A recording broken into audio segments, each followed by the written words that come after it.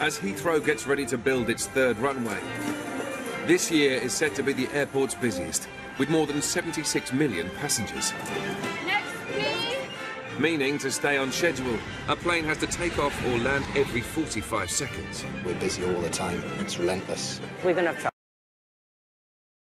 trouble. We've got trouble. Operating at full capacity, there's no room for error. This is a disgrace. Even the smallest problem can cause chaos. I swear. And cost the airport and airlines millions of pounds in fines and lost revenue. Every minute, every second here is money. But working against the clock, there's an army of staff. We're going to try our best to get you there. From plumbers... Starting to get that little smell of sewage now. ...to pilots. They're just such pretty machines. And specially trained police. Until we've left the plane, you cannot leave the plane yourselves. All battling to keep Britain's busiest airports flying.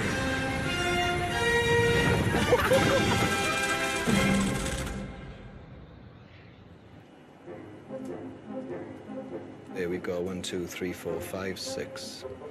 There's 6 on approach now for 9 left and 9 right. Nearly 500,000 planes fly in and out of Heathrow every year. And numbers are rising. And then we'll try and get departures in between as well on 9 right. It's 6 a.m. Prime time for long-haul arrivals from the Far East and US. More flights will land now than any other time of the day. Speedbird 34, good morning. Runway 09 left, clear to land. Surface wind 1006 knots. Due to overnight noise restrictions, most planes have had to wait until now to land. Yeah, perfect. Beeline at the Yankee X-ray company A380, parking stand 562. Air traffic controller Gavin must now land one flight every 80 seconds to ensure Heathrow's day starts on time. At 6:02, you can have anything up to 35 to 40 aircraft in the air waiting to come in to land. Speedbird 34, good morning. Runway 09 left, United 958, runway 09 left, 958, good morning. Continue approach, runway 09 left, the wind 1006 knots, number 2. We are alternating runways. We're landing one on the left, one on the right, and we're doing that for an hour. Speedbird 78, follow the green, stand 335, good morning. Checker, roger. At 7 a.m, Gavin's already landed 43 planes.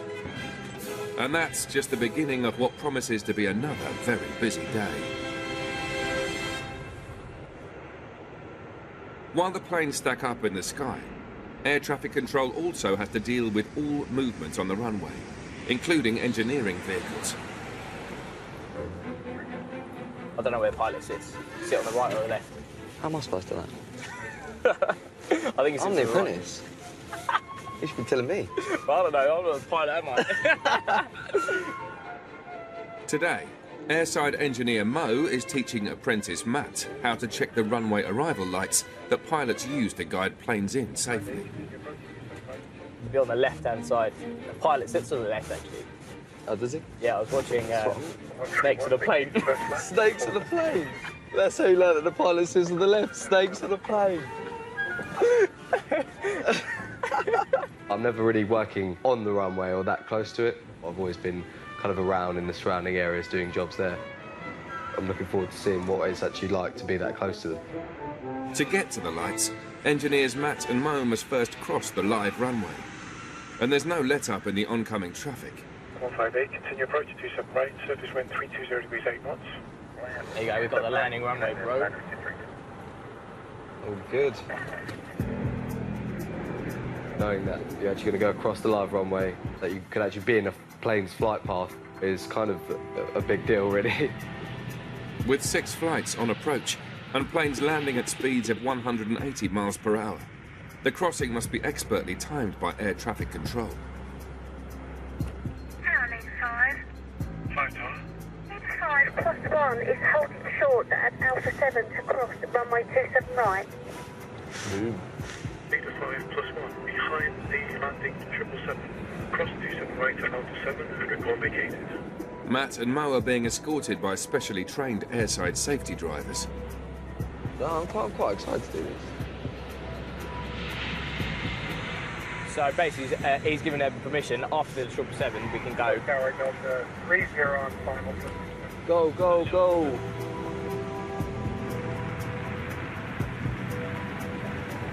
Punch it, bro.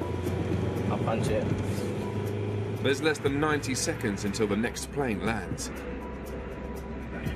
He's obviously given us that time slot between that plane and the next plane landing to basically cross, yeah.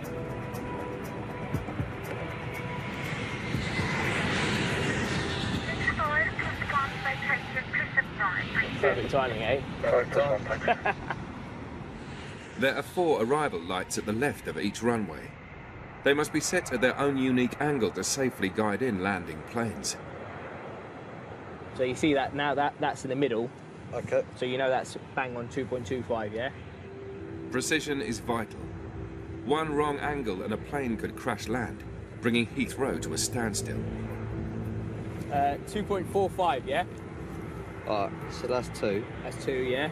So we go down to 2.45. I didn't realise you can actually get this close and do work. It's quite strange having it land right next to you when you're doing work, isn't it? Yeah. I'm a bit scared to do the next one. What's the plane come? If that's tilting. Do you see that tilting? Oh,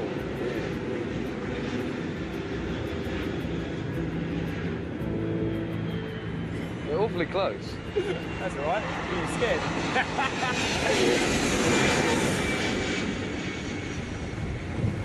Jeez. Strong old wind. Watch your hair, Matt. Watch my hair. Hey, go on, let's go. Next, they need to drive a mile south to check the lights by the takeoff runway. Planes here travel even faster, up to 200 miles per hour.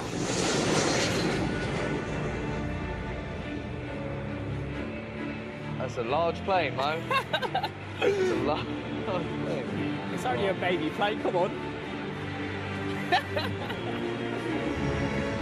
Approaching is one of the world's largest aircraft. Oh, I'm scared. Oh, I'm scared. The 747 weighs around 380,000 kilos. Look at the size of it. Its wingspan is the width of a football pitch, and any moment now they'll be just 7 meters from it. That wing is going to come right over my head. I'll cover your hair, Matt. Hold my hair, hold my hair.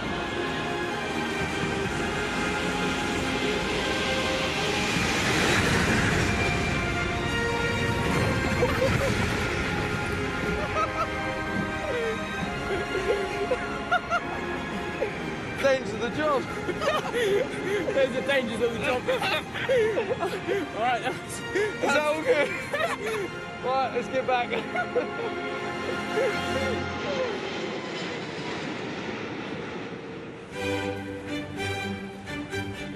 What airline? Air China? ASEAN? Taiwan? We don't have Taiwan here, stop. Which airline are you flying?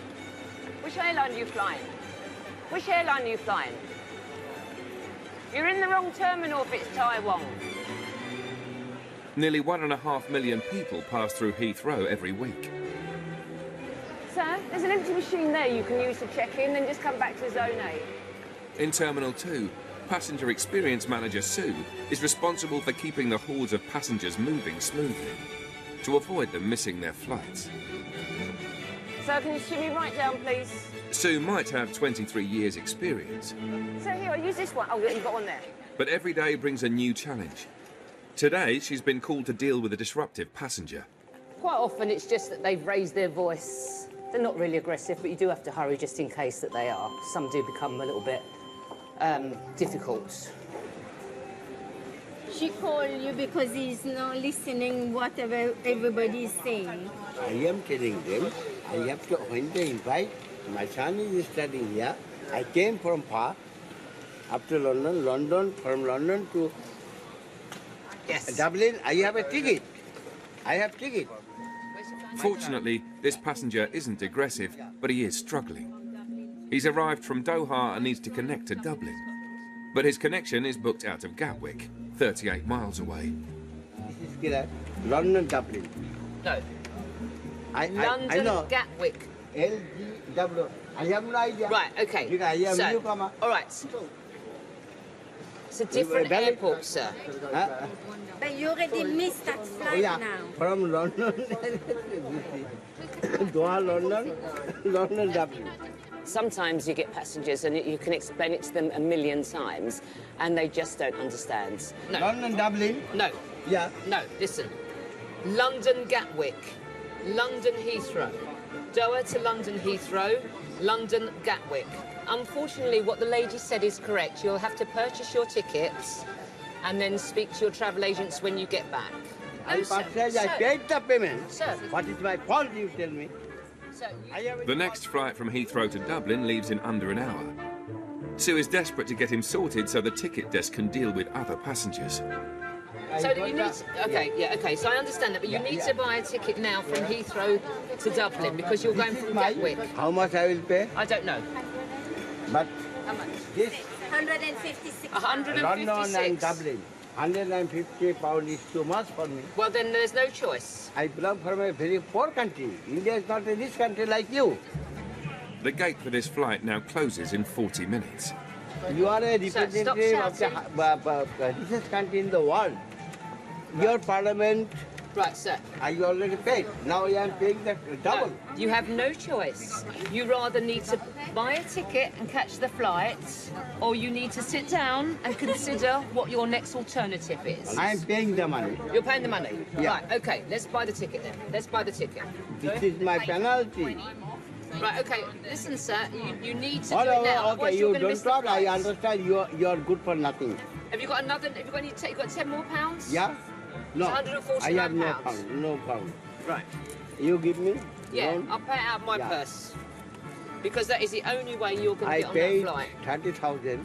It isn't common for me to use my own money to pay complete strangers' flights. No, that isn't the case. Just get him to the Irish gate. It's better that we got him on this flight to his son rather than him be here maybe for days on end. Thank you very much. Thank you very much. Bye-bye, sir. Thank you very much. That was the reason I gave him his £10. It saved my work later on.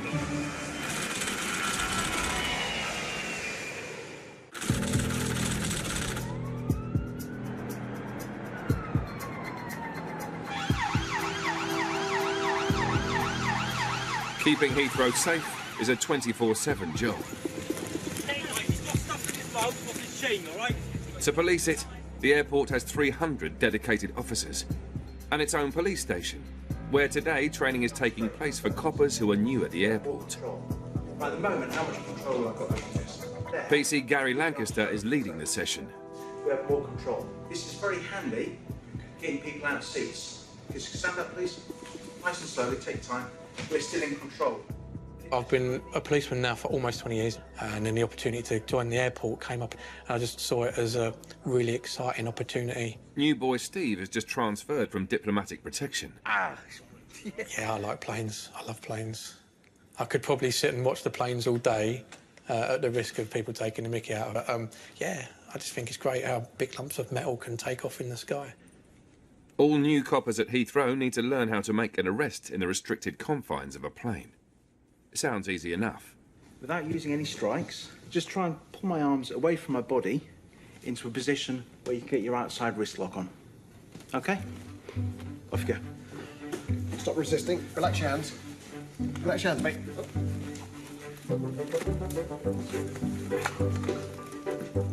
Relax. Stop resisting.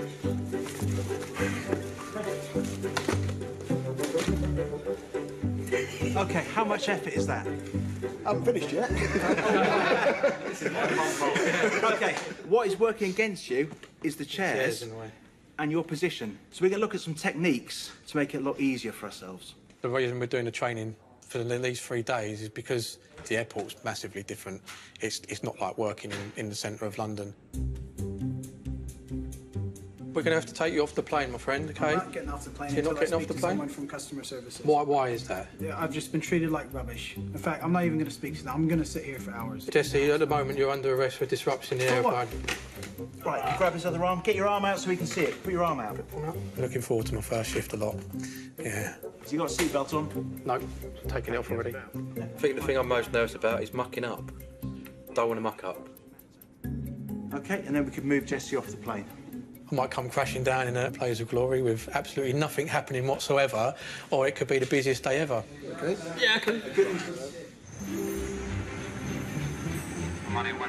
The aircraft behind you is just starting engines, and hopefully they'll be calling a taxi in a couple of minutes. There are over 10 different models of passenger planes at Heathrow.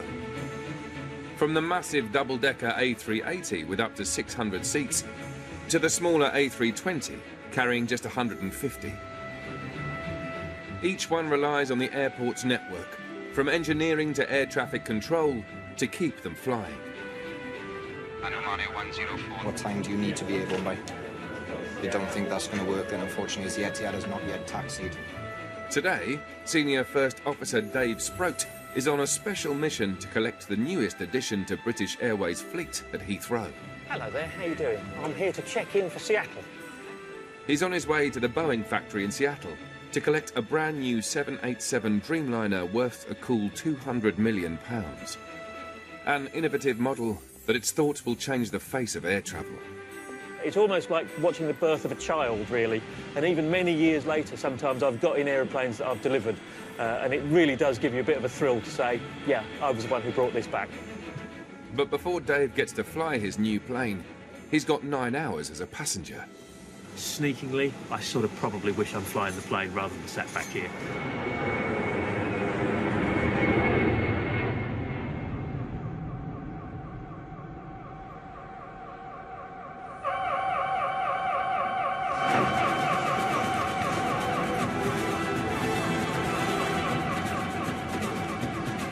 Major emergencies are few and far between at Heathrow, but the airport's 100 firefighters are always on call.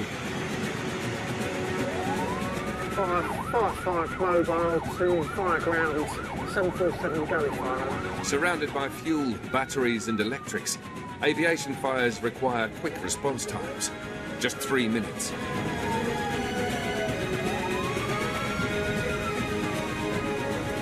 Today's watch are on their weekly drill, and firefighters Grant and Terry are taking the lead.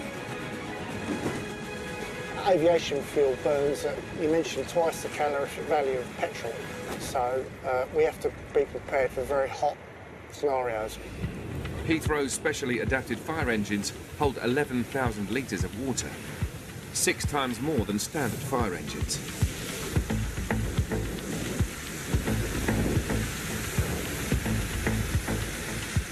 In charge is airport fire manager Gary.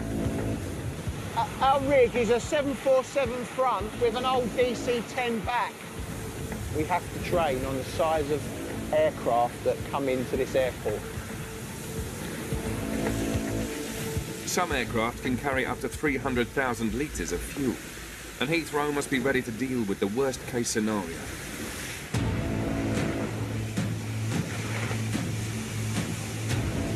These powerful cannons dispense up to 6,000 litres a minute. So here they are using their turrets to put out the fuselage and the engine fire. One at the front, one at the back, and another vehicle the other side, protecting the other side of the aircraft. And they're using a bit of foam here as well. Once the blaze is under control on the outside, the firefighters head in to rescue trapped passengers.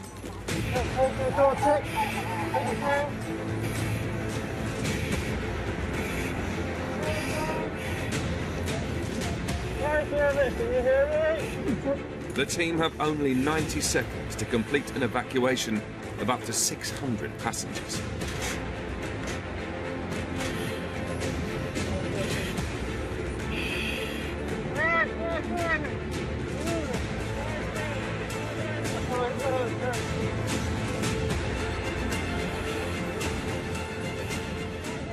Heathrow's last major incident was 4 years ago, when a short circuit caused a fire on a plane.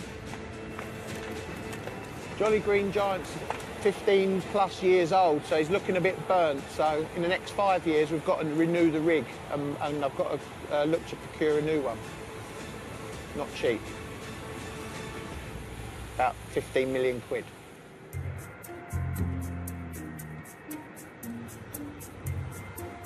On the perimeter road, Steve's on his way to Terminal 2, on his first shift as a police officer at Heathrow. What made you apply for the airport?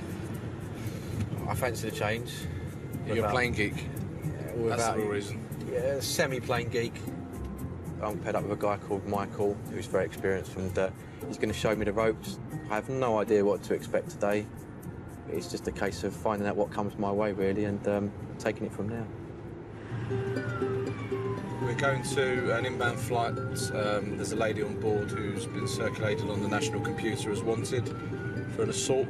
It's alleged that she's had a road rage incident and she's punched somebody in the face and in the body. And the plan is to go and find her on board the aircraft and bring her back to the police station. Any passenger on an inbound flight to Heathrow who is wanted in connection with a crime is immediately flagged to police. Today's suspect is a British national returning from holiday in Turkey. It's a brand new experience. I suppose it'd be almost like when I first joined the police and I went and got my first shoplifter from a shop.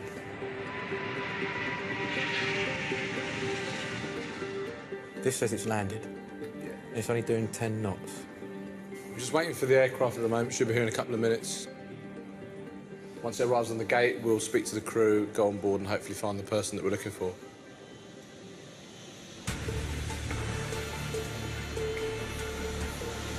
What was the number, mate? 28? 28B.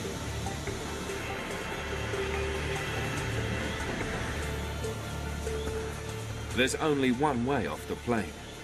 It's only a matter of time until Steve puts his training to the test.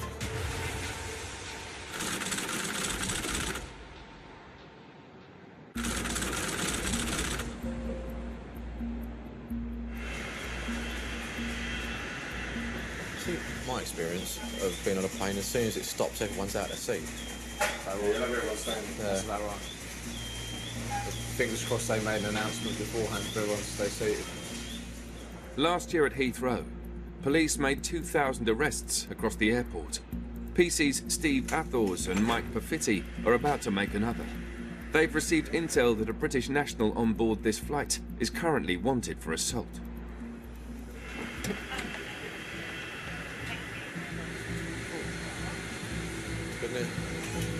Ladies and gents, can I ask you to return to your seats, please? We'll be on and off as quick as we can, but we can't do it until you return to your seats, and you won't be able to get off the plane until we're off. So if you can return to your seats, please, be very, very grateful. Thank you very much. Thank you. Thank you very much. She's on 28A, wasn't she? Yeah, I've seen her, yeah. Just there, mate. Okay. Is that your first name now? Could you grab your bags for us and come and join us at the front of the plane? We'll explain it all when we get off the plane. There's no point doing it amongst all these people. Thank you very much for your cooperation. Welcome to London. Have you got your passport? Nice pitch that. Thank you. Did you have any idea why we're here? No, okay. No worries. Basically, you've been circulated as wanted on our national computer for assault. And can you remember any sort of altercation you might have had with anybody? The passenger is suspected of assaulting someone during a road rage incident in the UK. What's going to happen, because an allegation's been made against you, and obviously we're duty-bound to investigate it. At this stage, you're under arrest on suspicion of ABH. Don't have to say anything, but may harm your defence. You don't mention a question. Something which you later rely in court. Anything you do say may be evidence. The reason for your arrest is for the prompt and effective investigation of the offence. The suspect is taken to Heathrow's police station. She was later charged with assault and found guilty at trial. My first experience taking off someone from a plane was all right, actually. It was a bit easier than I thought it was, and a bit more difficult than I was expecting, if that makes sense. Just have a seat. We're only about 5 minutes away, okay? Mind your head as you're getting in. My first shift's been great. It makes me look forward to doing the next one.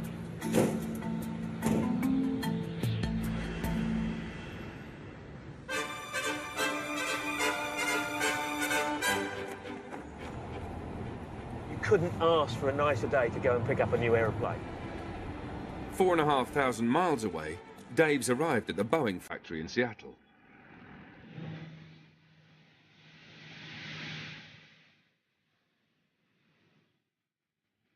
And here she is. Here she is.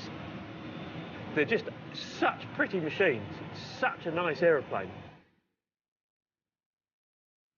The new ultra-high-tech plane has taken 4 months and around 2.5 million components to construct. And a lot of it is revolutionary. Up until now, every aircraft has been made pretty much of aluminium.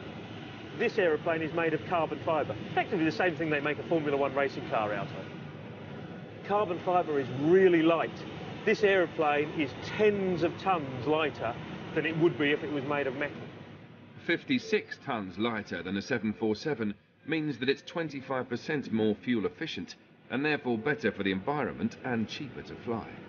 They're really expensive assets. When they're set on the ground, they're certainly not taking our customers anywhere. So actually, it's really important for us to get on and get going and take the aircraft back to Heathrow, where she'll live for the rest of her life. In a few hours, an engineering team in London will prep the 787 for its first passengers.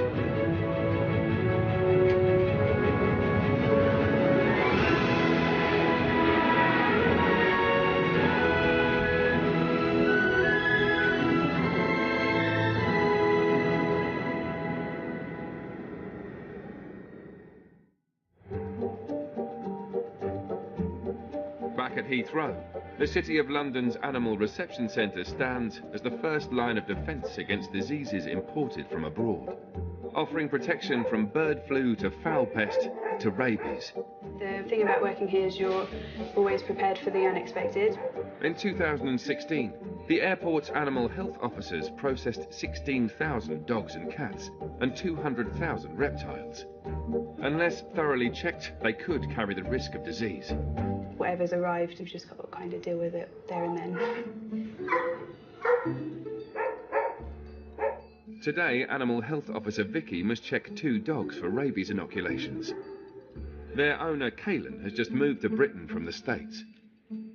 I have 2 pugs. One is 10, and her name is Fergie, Duchess of Ash Vegas. Fergie's quite portly. She's a portly pug. And the other one is Princess Lily Elizabeth II, and she's 5. All dogs entering the UK must have had a course of rabies vaccinations or face quarantine. What it is with a 3-year dog vaccination, you need to have the whole history. A 1-year vaccination done beforehand. So that's what he's finding out. And the other thing was there was no microchip number on the supporting document. So therefore we can't verify that that is specifically the rabies certificate for Fergie. Okay. Britain has been rabies-free for 95 years. If the pug's paperwork can't be verified, they'll have to go into quarantine for 3 weeks. They have said that we're missing a trail of rabies shots. Essentially, I'm missing paperwork. I used a pet moving company, so I was assured that it would be a virtual handover. I paid, embarrassingly enough, probably £5,000 to ship 2 dogs. I'm gutted. I miss them. I want to see them. I'm anxious because I can't help the girls.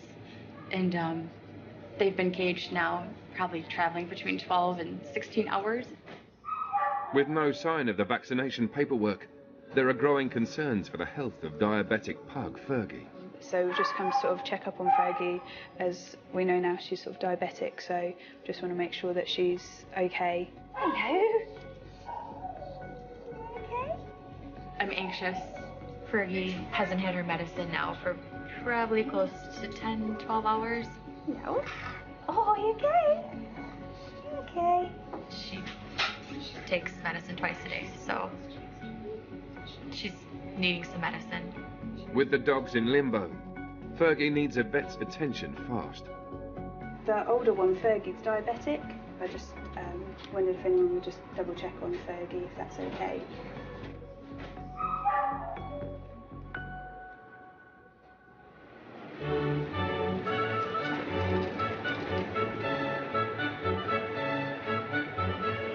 I'm not black and white anymore, I've got quite a bit of pink and fluffy about me, but that only comes out if it's required.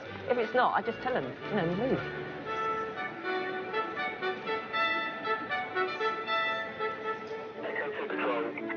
Back in Terminal 2, veteran staff member Sue is busy keeping the terminal's 45,000 daily passengers flowing.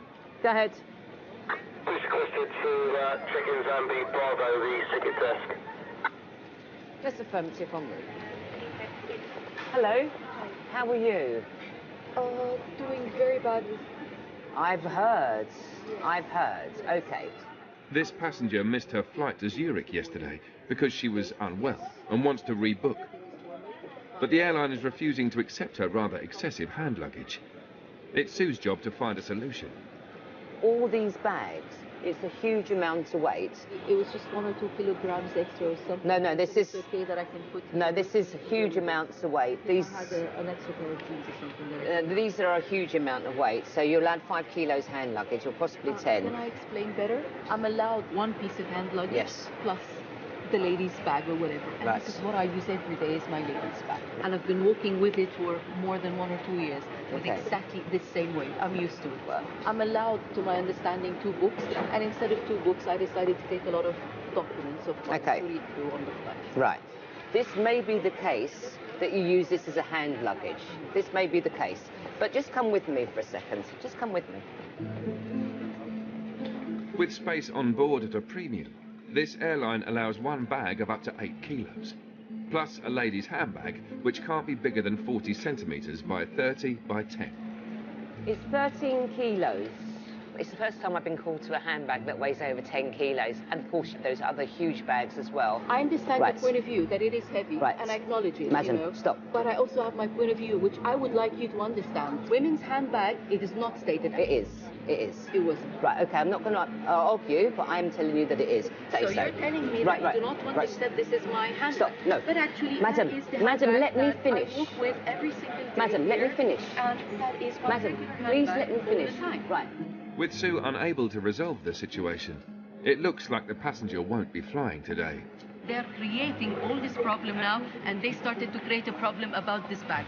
They were trying to find any excuse so as not to take me forward. She probably had a total of something like 30 or 40 kilos to take into the cabin, and that was unacceptable.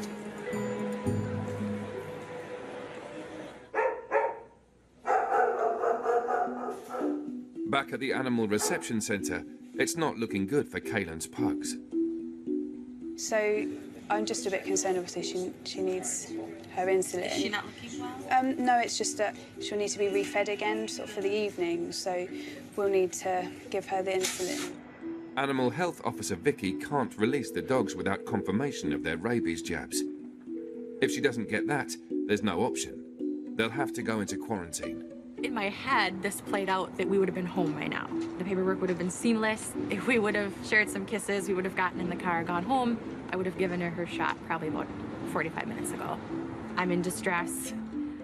The long wait on paperwork now means diabetic pug Fergie hasn't had insulin for 12 hours. Vet Emma has been called in. Going to see if we can get a little drop of blood from her and test her glucose with the view that if it's high we can give her an injection of insulin. 30 millimoles, so that's really high. Should be 5 to 12 and she's reading 30, so it's really high. Means we can give her some insulin and she'll be fine. She's so good, isn't she? Here you go. Oh, well done. We let you go back with your friend. Yeah? After 5 hours of waiting, there's finally news on the rabies vaccination paperwork. But it's not what Kaylin wants to hear. So there was a gap in paperwork for both girls. So even though they've always had a course of vaccines, both of those, there was a gap at one point in time, which then apparently eliminates the fact that they've ever been vaccinated. So they need to go into quarantine for 21 days. So It's not gone to plan. It's really difficult because there's not much you can say to really console them. Kind of got to just understand that this is their family a lot of the time. They love them so much. You can understand their frustration, especially when they've paid for a service and the dogs go into quarantine.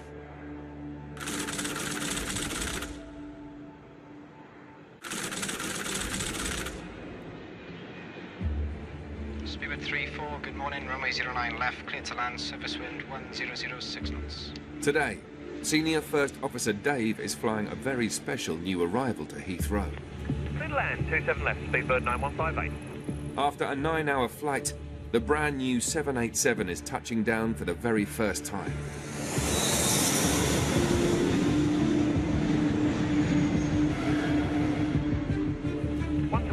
Speedbird 9158. If you follow the greens then to stand 340.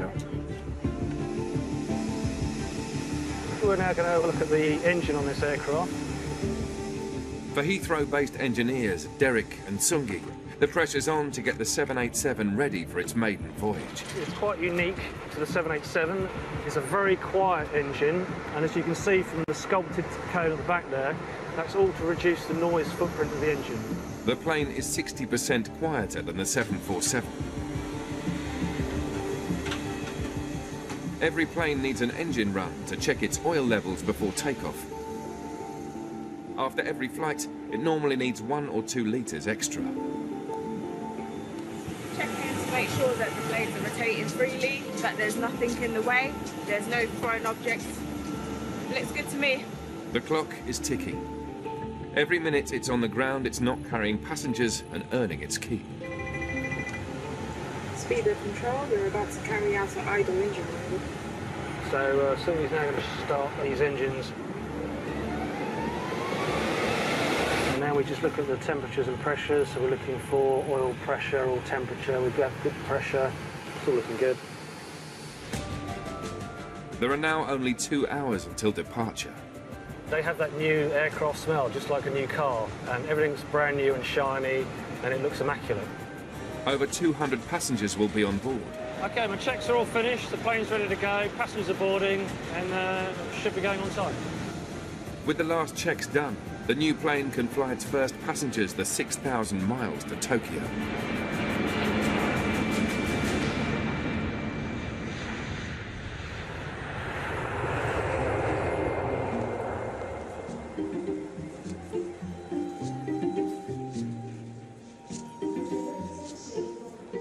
As you can see, the terminal is quieting right down now. Everything is fine, and it's looking beautiful. In Terminal 2, long-suffering passenger experience manager Sue has been keeping everyone moving for the past 8 hours. As the evening draws in, she's now on the lookout for passengers stuck at the airport overnight. Where have you come from? Nepal. OK. Kathmandu. And you missed the flight because of? The baggage was held up, train was late. Train from where? Terminal 4. Oh, right, OK. Still looking for the flight. Right, OK, so calm yourself down. She obviously had a flight to Belfast, and perhaps the connection was quite tight, and anyhow, she's missed the flight. And now she's distressed because she's got to wait till tomorrow morning to get onto the flight. And that is it, really. I'm not quite sure what else to say. Now this passenger faces a long night at Heathrow. So what is the point of getting yourself, you've been all around the world, all around Nepal, and getting yourself like this? There aren't any planes tonight now. So, you know, there isn't any. So you've got all your things here that you can settle yourself down. Do you want to ring your mum? Use my phone to ring your mum? I got my own phone to ring my mum. Right, so you can ring your mum and say, Mum, I'm just a delayed. Do you know what time the flights are tomorrow? 9:50 in the morning. 9:50, 9:50. It's 9:50 in the morning. The train to Terminal 2 was delayed by 10 minutes. There was a security thing or something. The next flight isn't until 9:50 tomorrow morning.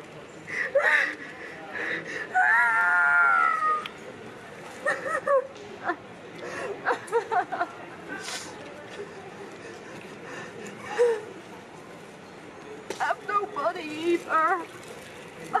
No money. It's time for some straight talking from Sue. There is no reason to be this stressed out. Sure. Well, of course I'm sure. I don't understand why you're working yourself into such a state. You didn't sit in the bar for the past 3 months in a rural village with no electricity. We could have come home earlier if it was that bad. I have to wait, like, I wanted to stick it out. Well, there we go then. So you're making yourself into a terrible state, making yourself ill, because you're spending one night at Heathrow. I don't understand the logic. You've missed a flight. That's all you've done, is missed a flight. And here you are, acting like... What would you say he was acting like? What would you say? Terrible, young lady. Absolutely. Exactly. Most of the time, I would say that the passengers just want to be heard. But sometimes you do have to adapt to kind of being a bit motherly, you know, and pacifying them and kind of, they're there, don't worry, you know, everything's going to be all right, and, you know, here's a bag of sweets kind of thing. With her flight rebooked and a hotel room for the night, it's another happy passenger for Sue. Yeah, so now she's on her way home, which is a lovely end to my shift, because I can go home now and know that she's happy, safe, warm, and no more tears.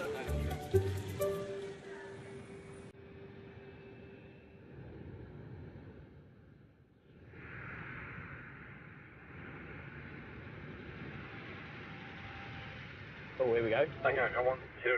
Take off runway 9 right, the wind not be Oh, there he is. He's going to take off. Take off 09 right. All right, go 1 You can see him coming. It's a late takeoff, isn't it? That's a very late takeoff. It's midnight, and Heathrow's last flight has departed. But the day's not over for engineer Mo and apprentice Matt. It can be interesting to be working through the night. Obviously, the runways are inactive, so you're doing jobs on the actual runways, and it's like a different world when you're doing a night shift compared to a day shift. Tonight, Mo and Matt are carrying out essential maintenance checks on the lights that line the centre of the runways. Why is it so important that we do this whole job? So it is important. So imagine, like, if it was foggy, a plane's landing and they can't see the runway because the lights are too dim. Yeah. So they put the brilliancy up. They can all land safely. Right. We basically check that those brilliancies are at correct levels. Right, got it. Yeah? Let's do this. Go.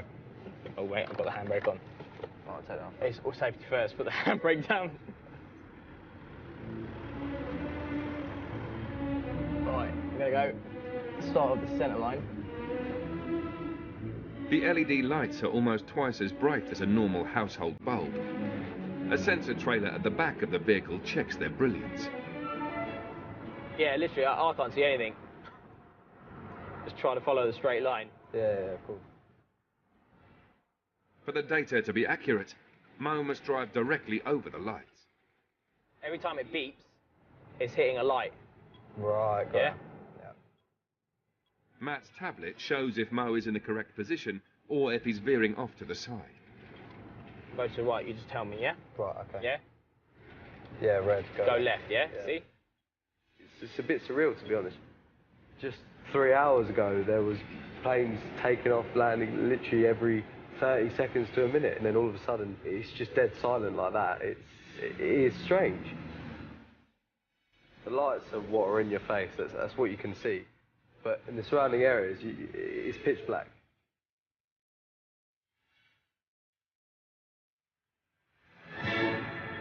Yeah, so when it starts hitting red, white, you know we're coming to the end of the runway. If we were a plane, we should have taken off by now. But check the distance and tell me how long I've got left. You've got 200 metres left. Yeah, just keep counting it down for me and then I know when to stop. 100. 50. 35. 20. 9. 0.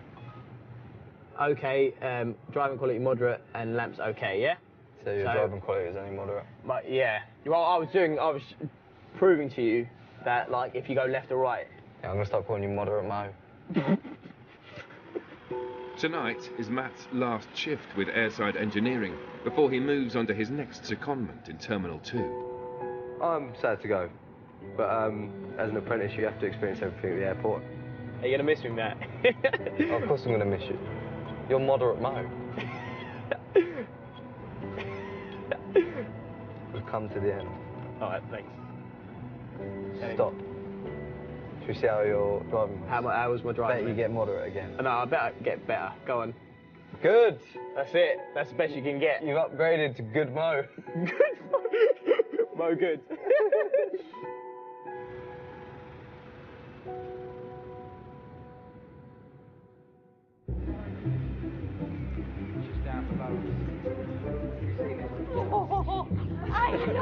I know.